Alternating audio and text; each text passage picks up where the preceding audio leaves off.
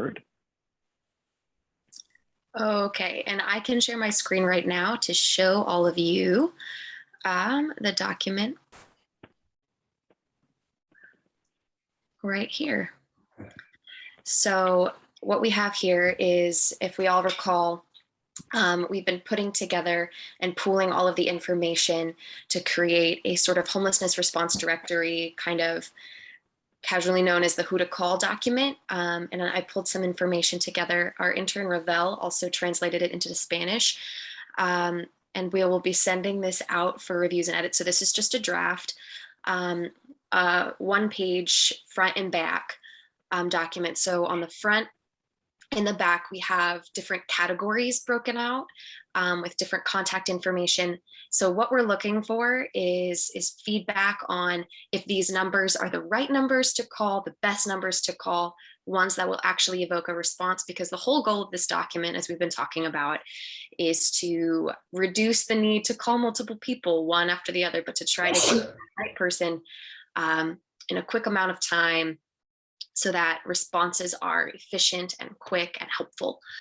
So contact information for SB Act, different RAP meetings that people can get involved in. We've got crisis situations, disruptive behavior, encampments, illegal dumping, and then people seeking information and services. And this document isn't intended to be a resource guide for people on the streets, but this information, people seeking information or services, is if someone's to your business or place of work and they're looking for information, or if you're having a conversation with someone, here are some places that you can call just to have kind of create almost a referral.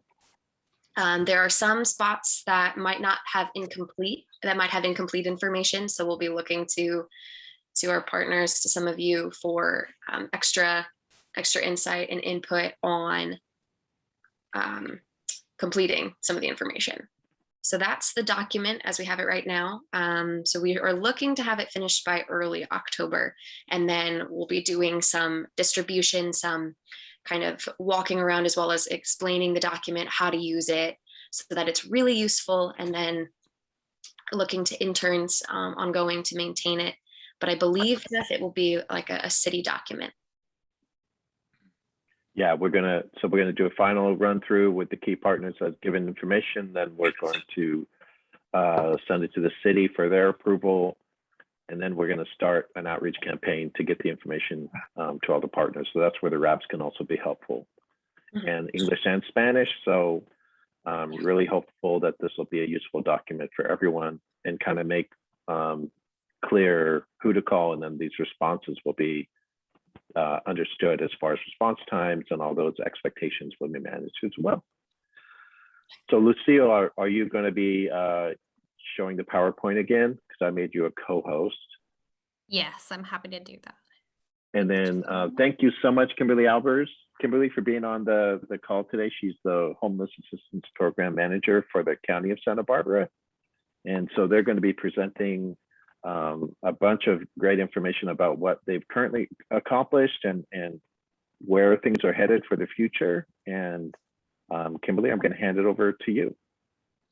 All right, as Jeff said, I'm the Homeless Assistance Program Manager, and I think from our team, you already saw we have Lucille Boss, who is our Housing Program Specialist Senior and works with a lot of our funding sources and has been specifically working a lot on encampment response. We also have Emily Allen from my team, who is coordinating the coordinated entry system, which is really how people get matched to housing. So really grateful to have both of them with us today. So on this first slide, I just wanted to share that we're going to give you a ton of information today. It's our opportunity to be here to really share a lot about the system of care and provide some education, but also on a lot of things that are happening and progress that's been made. But we want you to be able to walk away with some quick takeaways, and that is, how do we address homelessness together? The answer to that question for us is shelter, housing, and services. that just it really is that simple. We're going to get into a lot of complexities and a lot of detail today. But when we're addressing homelessness, we always want to be thinking of three things: shelter, housing, and services. And then how can we, as a community, support the system of care right now? Rental units, staffing, and sites. Our providers are needing additional staff. We need rental units because we have hundreds of people with vouchers in their hands, ready to end their homelessness and enter housing. And we need sites to expand housing and shelter. So that's where we're going to talk a lot, like I said, about a lot of detail in those pieces, but wanted to just start out with that that intro. So we'll be talking about the county's role, going over some key terms, giving you a little bit of a COVID-19 update, share about some local funding, and then the phase 2 community action plan, giving you some progress since we're 6 months in. So go to the next slide. So the county has some health departments that are doing direct services. You all, I think, are familiar with behavioral wellness and the public health department. They are doing outreach and direct services for persons experiencing homelessness. But our role is really coordinating the system of care. We have a lot of funding that we'll talk about on the next slide that runs through our division. But our three of our key roles are here. We are the administrative entity, or like the fiscal staff for the continuum of care, which is a planning body that makes us eligible for much of the funding we receive. And so we host a lot of meetings and such, like you're similar with SB Act, with the continuum of care across the county, to provide accountability and, again, make us eligible for state and federal funding. The other role is our coordinated entry system. So this is really where people are getting referred into the system and then referred back out to the right intervention, depending on how they are assessed. And so you can see here, there's some steps that we go through in the coordinated entry, but basically we assess each person for what their needs are, navigate them to the right intervention, and then connect them with those housing and supports to move forward. And then the other thing that we administer, our role, is the homeless management information system. So this is a large client level database where everyone who's homeless hopefully is getting entered into this system. So we can really track progress. How many people are exiting out of homelessness? How long are people staying homelessness? When do people return to homelessness?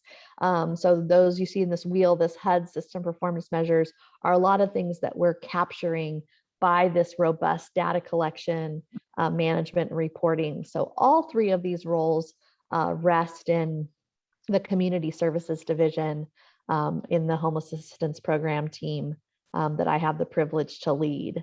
So on the next slide, we're going to kind of go over that grant administration piece. There's a lot of talk about funding that's coming in. And so we wanted to at least touch on that today and show you sort of the county's investment in homelessness. And so this is one of those crazy S-curve charts. But what you're seeing here is that here on the beginning of the slide is the county's investment in the past year towards homelessness was the 48.1 million that you're seeing there on the left side. And then where that money, which departments throughout the county those dollars are flowing through, is the middle bar, the one that kind of is multicolored. So you can see a little bit through the county executive office, $6.4 million going through the behavioral wellness department, $2 million to address homelessness in the public health department, some money going through social services, a little through First Five, and then a really big blue block here, $36 million that's going through the community services department that I mentioned we administer. And all of this funding, then you can follow it over to the right side of the slide to sort of how it's being spent. Some of it's being spent on the system coordination, but mostly for things like homelessness prevention, capital and housing development, permanent housing. Those would be the capital permanent housing projects, health and supportive services, shelter and interim housing, and then street outreach. And so those are the main buckets that we're always investing in. And so we thought what might be relevant, most relevant to this group, is to share about 3 of the major investments that we make with some of the providers you might be most familiar with in the city of Santa Barbara. And so we fund CityNet, PATH, and New Beginnings, as well as a number of other providers serving in the city of Santa Barbara. But these are where we're making major investments. So currently we have contracts that are actually open and operating through the continuum of care in the county for about $2.3 million with PATH. A lot of that is housing dollars, allowing people to move from the shelter into permanent housing. For CityNet, we have about $3.5 million in contracts right now for housing and outreach activities. And New Beginnings, we have about 1.7 million in contracts right now for their safe parking program, rapid rehousing activities, and some other initiatives. So hopefully that gives you an idea of sort of how the money comes in, where it's being spent to, and then some of the major investments we're making in City of Santa Barbara based providers. And I definitely want this to be interactive. So please, I am one of those speakers who's very willing to be stopped and answer any questions as they come up. And so Jeff, if you're monitoring the chat box, feel free to jump in.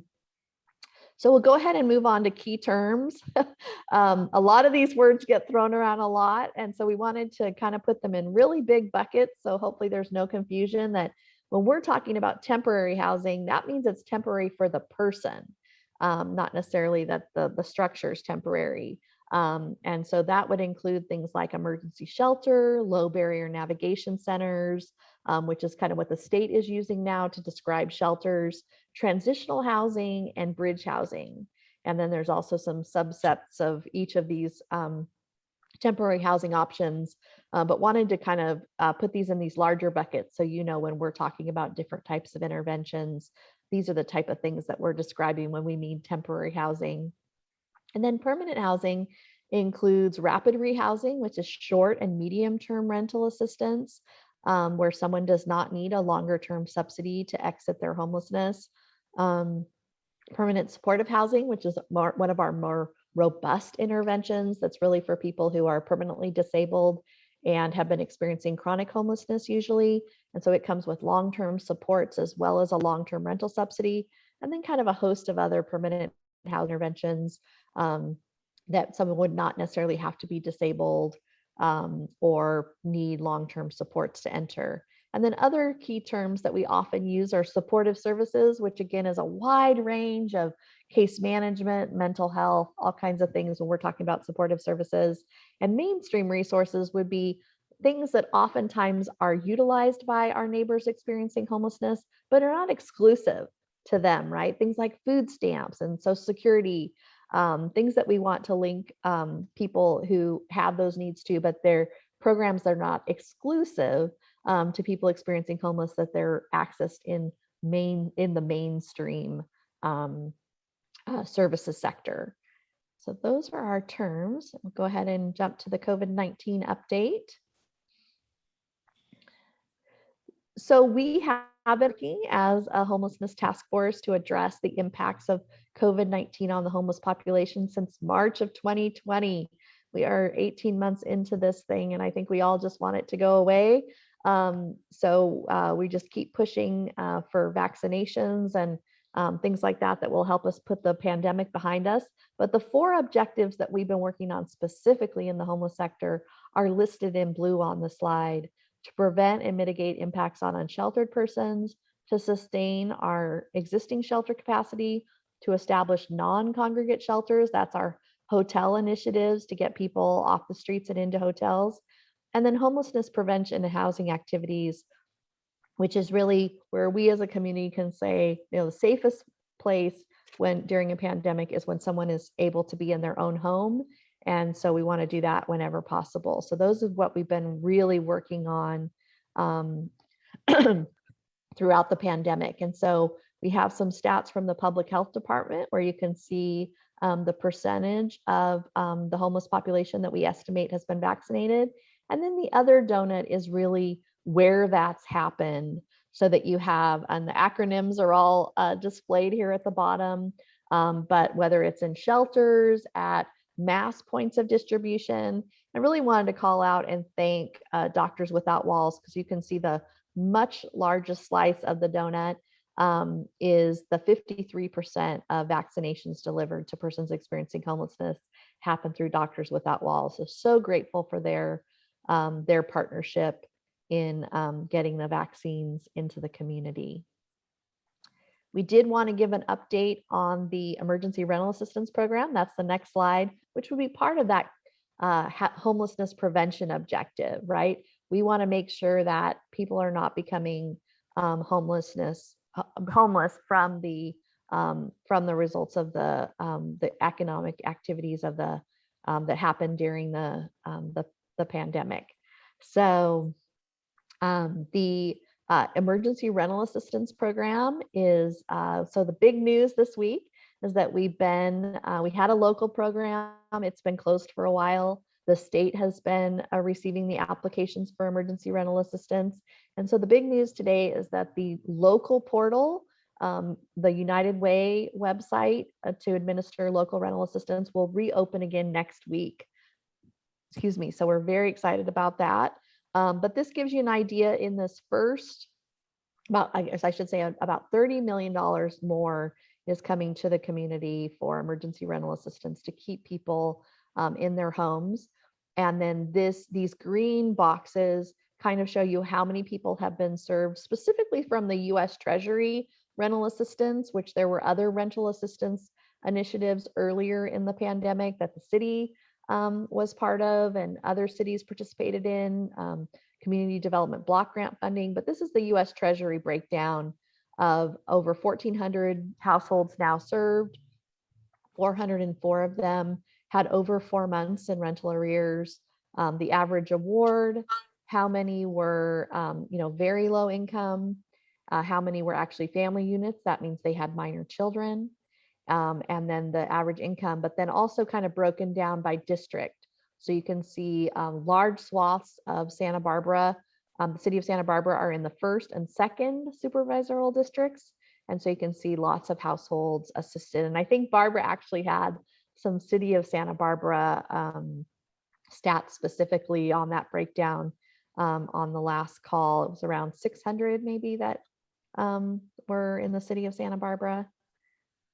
So I won't spend much time on this slide because, like I said, the state portal will be closing for the local portal to reopen again next week. But if you do have someone who's working through the state system, there is a way to go on the state program and kind of look at how the rental assistance is being distributed to Santa Barbara County residents in the state program.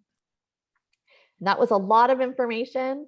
Any pause on questions? Any questions on those first 8 slides? I one. Sure. Kimberly, you went through the numbers so fast. I am super curious again about the numbers that we are spending on these different programs for the homeless. Can you just, do you mind going back through that? Let's go back. We can go back to slide 4, the big S curve. They're like all these colors, and there are these words, and they could go to a lot of different places. Can you just go through it, break it down one more time? And I really appreciate that, Natasha. Appreciate being stopped. So it is, like I said, we're kind of a fire hose of information today, and we are always willing to come back and even take, like, if one of these topics was of particular interest to this Eastside wrap, we could always come back and spend more time specifically on it. But yes, this is the crazy making slide where you look at the entire investment that the county money has come through the county and the county has put into the community to address homelessness. in the last 12 months. Basically, it's not actually the last 12 months, but a 12-month period, a recent 12-month period, because this slide has been used now for about 3 months, I think. So it's about 3 months old. But it shows you for a 12-month period, the dollars that's coming through the county is that 48 million. So the county is spending 48.1 million purely on homeless services. And then these colors are how it breaks up. Is that it? Yeah, so couple things. So the middle bar is which department the funding's flowing through, which sometimes helps you kind of what it's going for. But yes, each of those color strains, it flows to the department, right? And then to the activity.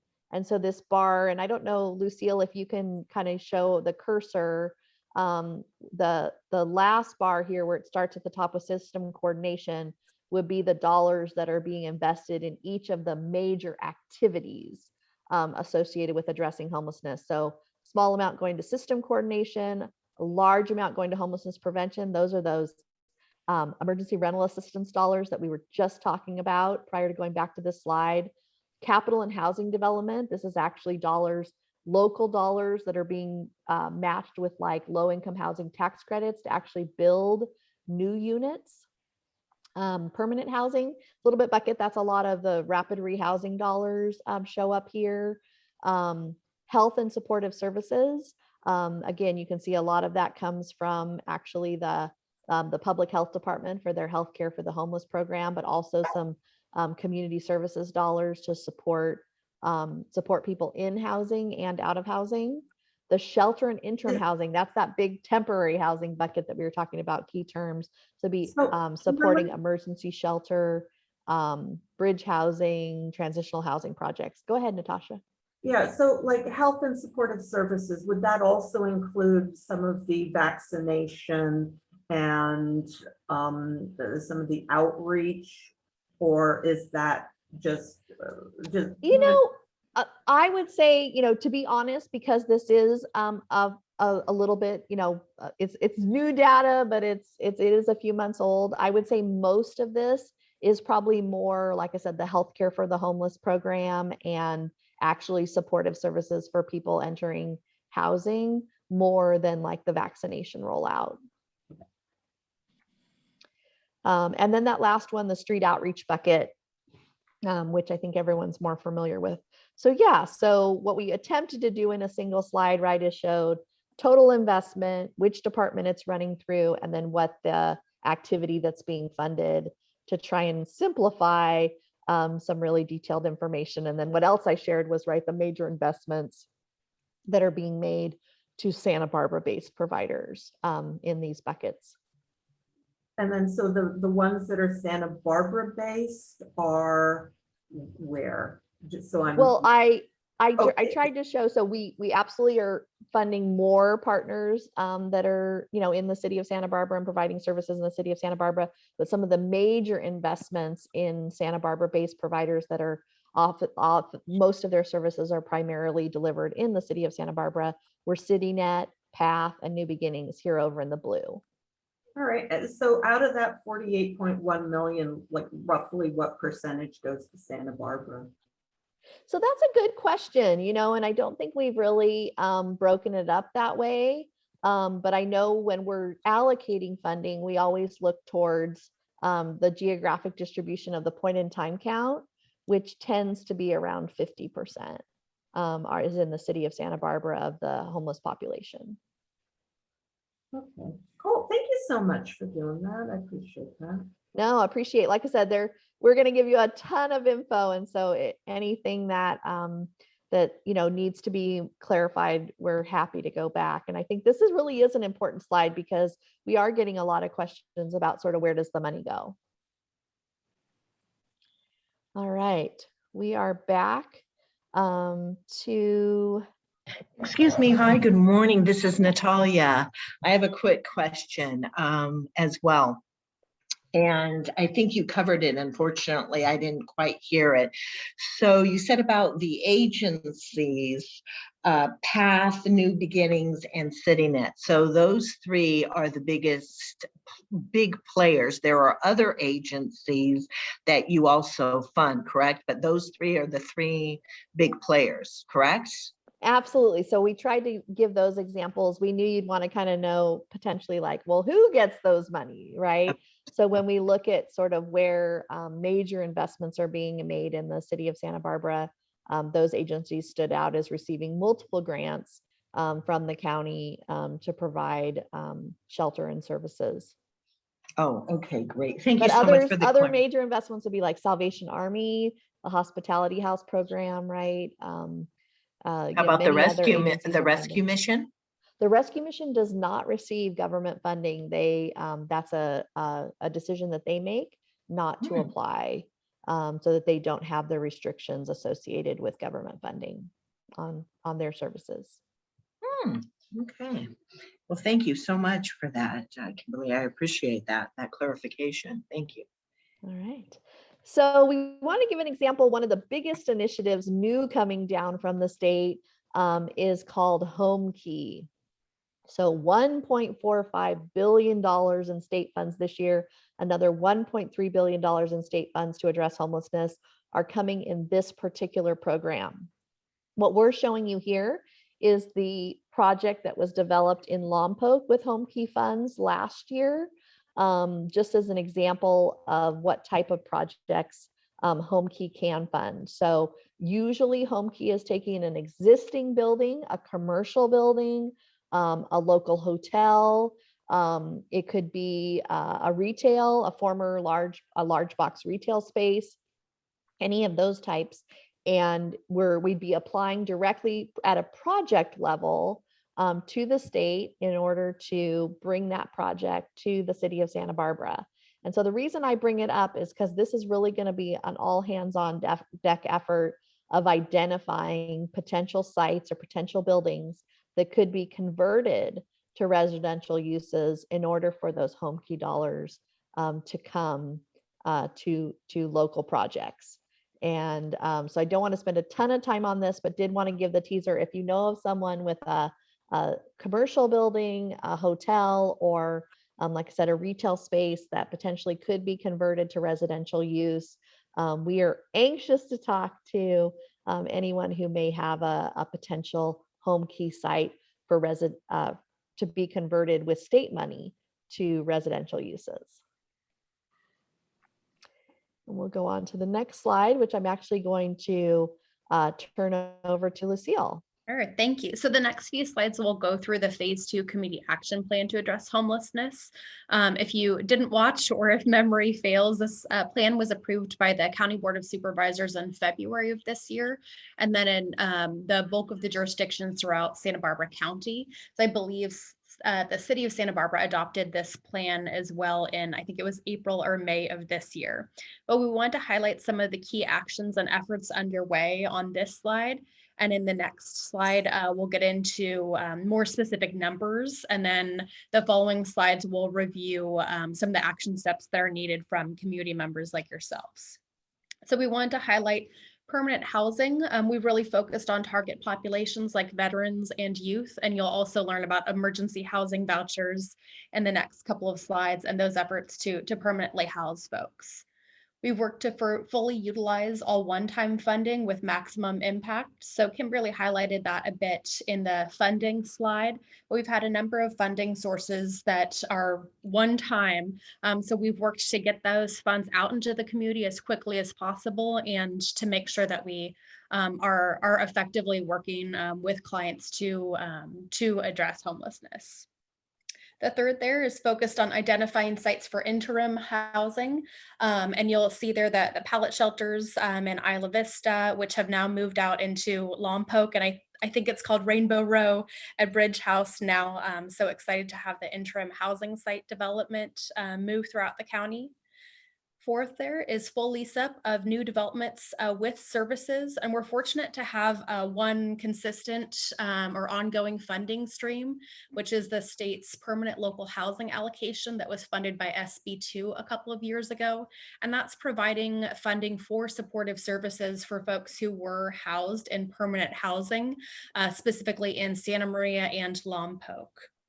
And then the fifth key action that's underway has been provider capacity building. So in the future months, we're going to refocus on housing problem solving and shelter diversion, especially in the rapid resolutions model, and then addressing disparities and inequities in the system and making improvements to the system performance that Kimberly outlined a couple of slides ago. So I'll turn it back over to Kimberly to go through kind of the details of the successes so far in the first 6 months. All right, so this, I think if we have one slide that really helps you all know sort of some of the progress that's being made right now, this is really it. And so when we're talking about that need for shelter, housing, and services to address homelessness, this slide shows you some significant progress in the last 6 months. So the first is 339 of those rapid rehousing openings have been created largely through the coronavirus relief funds that the county has received. And so rapid rehousing, again, is that short and medium term rental assistance to transition someone back into housing and then stabilize them, and then they continue paying on their own rent. The 46 permanent housing units secured include 21 units of new development, and then 25 units that actually, it sounds like PATH may be presenting. PATH has a 25 unit new permanent supportive housing project through the HUD Continuum of Care project that we're really excited about, serving the most vulnerable, that is included in that 46. 215 long-term subsidies funded. These are those emergency housing vouchers that you may have heard about that are coming to our public housing authorities, specifically targeted to persons experiencing homelessness, to get them back into the private market in a unit with an affordable unit through that rental subsidy. So we're going to hear, I talked at the beginning about how important it is to have rental units. One of the reasons is because we do have so many of these emergency housing vouchers or long-term rental subsidies that are funded right now. The 137 temporary housing beds include the efforts of the city of Santa Barbara, moving folks into hotels from fire-prone encampments, and as well as a couple of new shelters in Lompoc and Santa Maria that are small, and a new emergency shelter that opened in Isla Vista on July 1st of this year. Some new funding that's been received in the first 6 months of the plan is the $8 million. Again, one of the sources was an emergency solutions grant coronavirus relief funding, and another from what's called the Homeless Housing Assistance and Prevention Program, which is already at work in the community. And then to give you kind of an idea, this last chart that's in white is showing the transitions out of homelessness into permanent housing across the system of care, basically starting at the beginning of the pandemic, this first quarter, moving all the way to the last finalized quarter, which would be between April and June of 2021. And so what you're seeing, right, is that we did have a decrease in persons transitioning out of homelessness in the early months of the pandemic, and then we rebounded some, had a little bit of a leveling off. And then in the 6 months since these new resources have come online, we're really seeing a large growth in the number of people who are transitioning out of homelessness into permanent housing. With the last quarter that we have completed, 275 persons transitioning out of homelessness and into permanent housing. So really excited about this progress.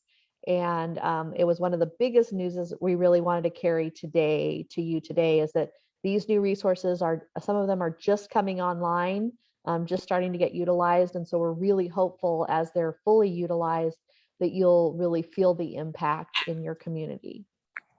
Kimberly, I see Gordon has his hand raised. Hi, Kimberly. Good to see you this morning. Thank you for the presentation. I just one quick question on the long-term housing vouchers. I know you mentioned that one of the issues is finding the landlords to accept those vouchers. So how many, if you can tell me, how many housing vouchers have been issued to individuals? How many are outstanding or available? And what do the numbers look like with respect to the landlords who have accepted these vouchers? Yeah, so we've had 300, just over 300 households that have been referred to the voucher program.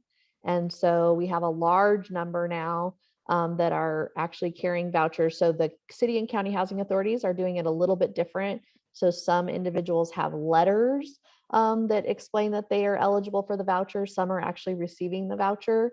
And so Emily is on the call. She might be able to give the number, but I'm guessing that we're well over 100 now that are actually holding vouchers or this letter that operates like a voucher. And I think we heard on Wednesday that we're right at about 60 vouchers that have been leased up just in our first few weeks of actually having the vouchers on the street. So we're encouraged, even though it's a very, very tight rental market, encouraged by the tremendous work being done by providers to actually fully utilize these vouchers.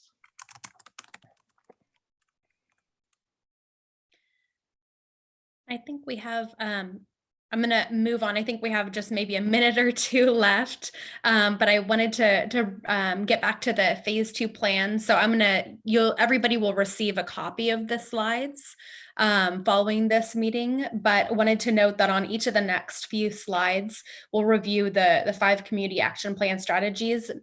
And you'll see the priorities are listed in the blue section on the left side, but we'll focus on the key actions and progress highlighted on each slide. So when we're looking at increasing access to safe, affordable housing, the actions that are needed are a regional inventory of sites in preparation for home key applications. So the county CEO's office is working on that, and a group from the Elected Leaders Forum is also working on that. And that includes representatives from each jurisdiction throughout the county. There's also a need to identify new sites for alternative housing models across the county. The next strategy is to use best practices to deliver tailored supportive services to meet individual needs. So the action needed, in case it's not clear here, we really need rental units and landlord participation. And Emily, I don't know if you were able to jump in before, but if you want to add anything here.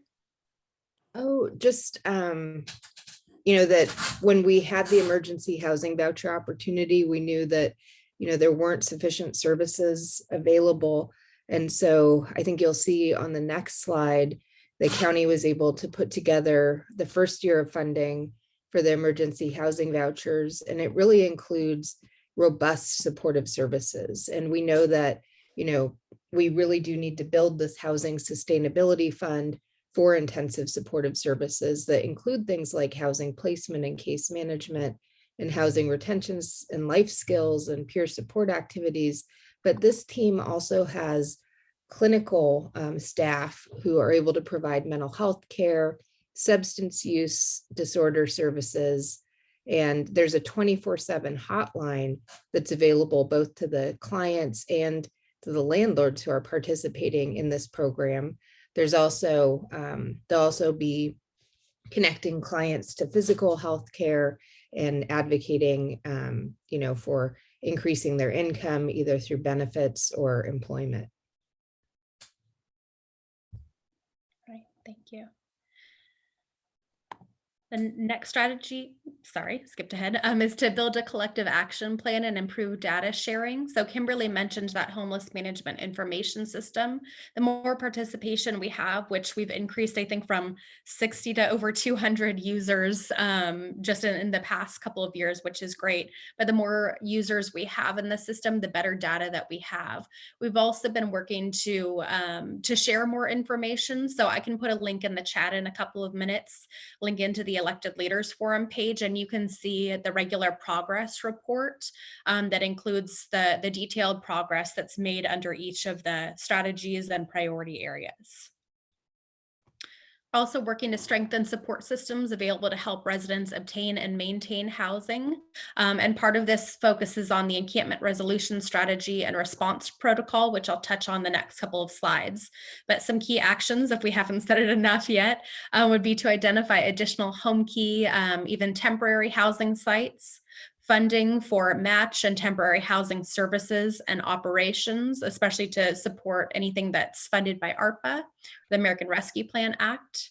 Expanded use of fulcrum mapping software. So this is something we're excited that CityNet has worked with us to pilot for encampment outreach, and also alignment with encampment response protocol. So I'll go through each of those over the next couple of slides. The presentation was made to the Board of Supervisors on August 31st. It was about 2.5 hours, but I'm going to try and do it in 2 minutes. So the presentation focused on encampment response protocol and the team, robust outreach and engagement, increasing access to shelter, leveraging long-term rental subsidies and creating new permanent housing opportunities, and sustained adequate funding. But you can see there's a flow chart here, and the framework of the encampment response protocol is really in the situation where an encampment exists. So not doing the upstream of prevention or the downstream of the housing focus, but really focusing on how do we respond to an encampment that's reported that exists. So this framework includes the team, an assessment, various interventions, and ongoing reporting. And what was approved by the Board of Supervisors is really only for encampments that are located specifically on property owned or controlled by Santa Barbara County or its organizational units such as dependent special districts. So parts of the framework here, you can see the team is comprised of community services, public health, homeless service providers, fire and law enforcement. And when they assess sites, they'll review the general criteria categories that are used for assessment, including safety, health, location, and size. You can see on the slide here, sites that have the characteristics in the bullet points will be a higher priority for closure or resolution. And aside from closure and resolution, you can see the other interventions listed on the slide. So it may be engaging outreach or homeless service providers or case management, enacting temporary health and safety measures, activating cleaning, or initiating closure or removal. The strategy itself also includes robust outreach and engagement. So we have a few examples of what that really looks like in our community. So an increase in field outreach teams, sustained funding, strong coordination among the teams, individualized case management, and consistent communication, but also relies on availability of housing resources. So that's why we added in increased access to shelter and temporary housing as a need or part of the encampment resolution strategy. So we can't move folks out of encampments. We need to be able to move them into shelter and into permanent housing as well. So what's needed to increase access is to first increase the number of persons served in current shelters by 25% through exits to housing. So not an additional cost, just getting folks moving through the system quickly. And currently it's, I believe each bed turns over 3 times a year. So the goal is to get to 4 times a year. Second would be to complete development and secure funding for 100 beds that are already in the pipeline. And a few examples here in Isla Vista, Lompoc, and Santa Barbara. And third would be to identify sites and future funding or future sites. So an example would be through HomeKey. Another component of the encampment resolution strategy is to leverage long-term rental subsidies and vouchers.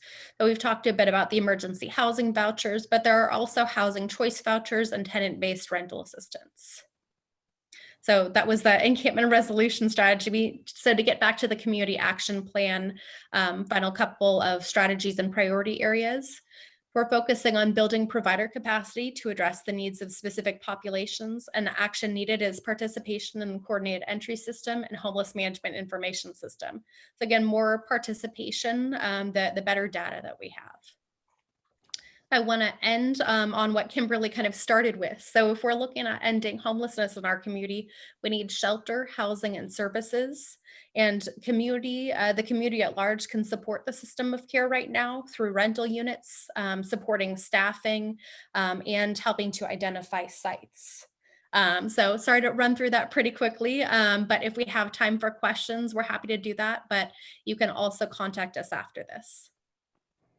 I'll quick answer the one question in the chat box from Gordon, and that's just that the strategies that that Lucille identified for the encampment response, which are of course the robust outreach and engagement, the leveraging long-term subsidies, and the increasing access to shelter, that those of course benefit everyone, right? And because those shelter and housing and services is what allows us to respond to encampments. And but the protocol and team that Lucille briefly mentioned on slide 20, if we want to quick jump back to that, right now would be limited to county controlled properties, as we would work through MOUs, et cetera, with cities if they wanted to come in alignment with our designated protocol. But if a private property owner is dealing with an encampment on their property, that would largely be more connected to, we certainly could have the encampment response team make sure it is on private property, right?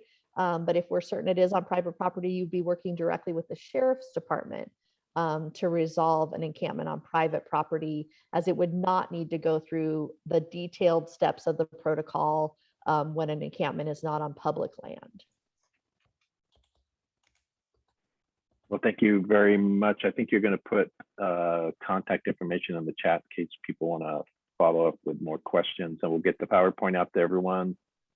Thank you, Kimberly, Lucille, and Emily for presenting today, and of course, Jet, for all the work we do with the county as well. I want to hand it over to Tessa real quick. She's going to do, we want to get the PATH presentation in. That's kind of part of the monthly commitment to the East Side. So thank you, Tessa, for jumping on. Thanks, Jeff. Appreciate it. Yeah, and we'll be quick here. I don't know if I have access to share my screen, Jeff.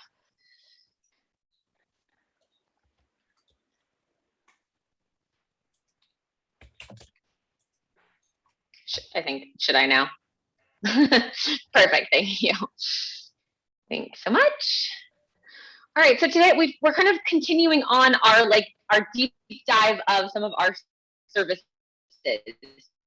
So our various programs. So I know we did an overview of the permanent supportive housing program, of some of our statistics for the last fiscal year. So today I just wanted to share a little bit more about our employment services. So I think a lot of times we don't necessarily focus on the employment services, but it's such a great parallel track of opportunities that we provide for the folks that are living with us and work ready. So let's see here. My screen's freezing a little bit.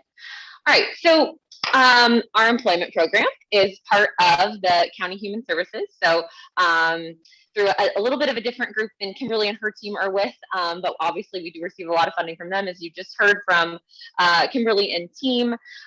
So let's see, hold on real quick. My computer just totally froze. Okay. So we're funded through County Human Services to really help individuals experiencing homelessness. Hold on. Can you see my screen still? I'm having some issues here. We can see your screen. We can't. It's not full though. Okay. Hold on. Sorry guys. Apologies. I'm not sure what my PowerPoint is. Let me stop share really quick and see if I can get this back on. Of course, technical difficulties when I needed to be efficient. Really quick. Let's see. I don't know what's going on. Too many things happening on my computer today, I think. Resume. Okay, let's see here. Let's see if this will work. All right, I think this is going to be better. So let's start from the top. So we're really funded specifically to help our individuals experiencing homelessness, mostly who are living within the PATH interim housing program, to find and retain employment while working towards their housing goals. So as I mentioned, you know, it's this real kind of parallel track. So this program is meant to combine kind of the two evidence-based practices of supported employment and housing navigation.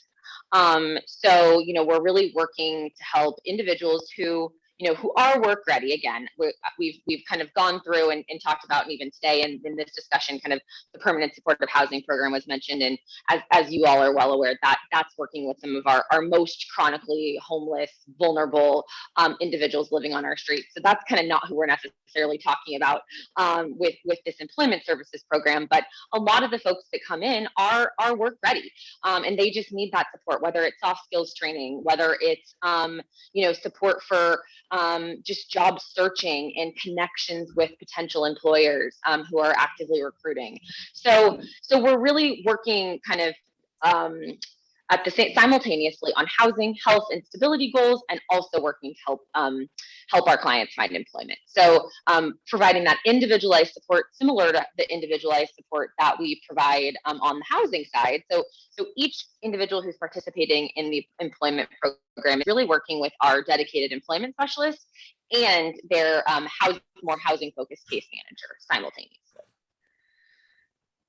So kind of just basic contracted services that this program provides. So career and vocational skills assessment, a development of, again, a customized, very person-centered individual employment plan, soft skills training, interview skills, resume building, access to a full service computer lab.